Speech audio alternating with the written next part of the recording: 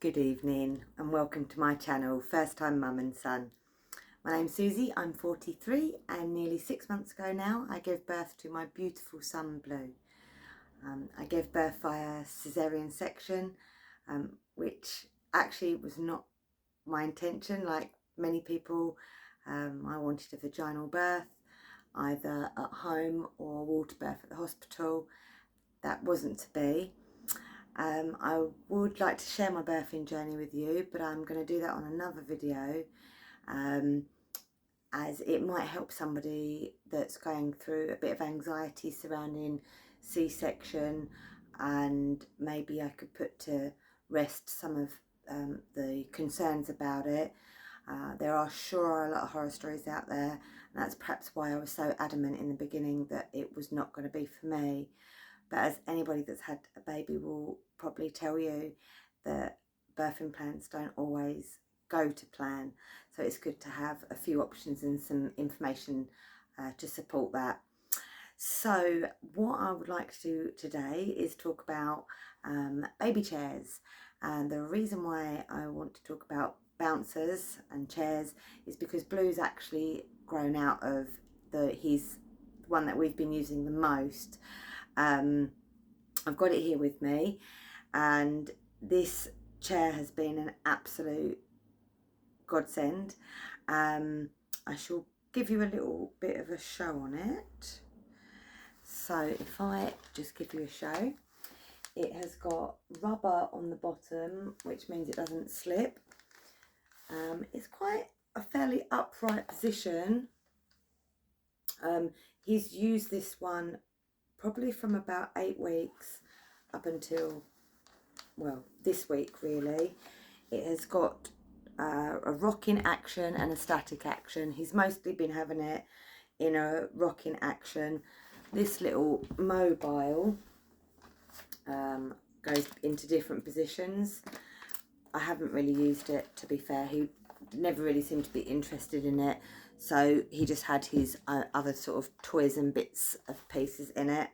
Now it does say on the chair not to put them on tables, but I've got a big solid wood table in the kitchen, and I would put him in the chair on top of the table while I'm getting meals prepared or doing the washing up. He liked sort of being at that higher level where I could interact with him easier. I put some music on and I could rock him, and he'd drift off to sleep and have a little nap in that chair as well. And then when we were having our meal times, it would be on the floor. And yeah, just a really versatile chair. We did actually get 3 chairs in the beginning.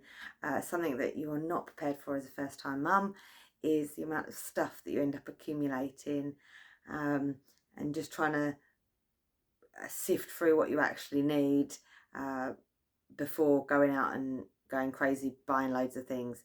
Now all 3 chairs that I got were pre-loved, so we didn't spend a fortune. I think we spent £15 maybe on this one here, and we've definitely had its use out of it.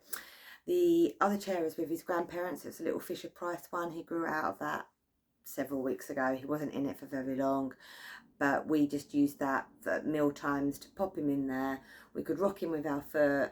It had a little music station on it, so a little bit of entertainment for him. And now he is still in this chair here, which is I think it's Mama's and Papa's. This one here, it's like a little bucket chair. It has got a music feature, but I haven't put any batteries in it. We just use that one for nap time and a little bit of play. So when he's getting a bit grouchy, I sit him in there and I play his musical box, which he loves, and just bounce him just really gently, and he goes off to sleep and has a little nap in there. It does have an arch feature, which he's only really just started playing with. He used to cry when I used to put it in there before, so again we just give him his regular toys and things that he can play in there with. Yeah, so I think the Mums and Papas was £10. That was well worth buying. And this one I'm actually going to put up for resale this week and look to getting him a high chair, as he's now sitting up a little bit better, with some support from us. His hand-to-mouth coordination is very good. Look at me doing the actions, which is a great sign for when you're starting to introduce baby-led weaning. I have started giving him things the last couple of weeks because those sort of signs were there that he wanted to get a bit more interactive at mealtime, and he was doing like chewing and salivating a bit.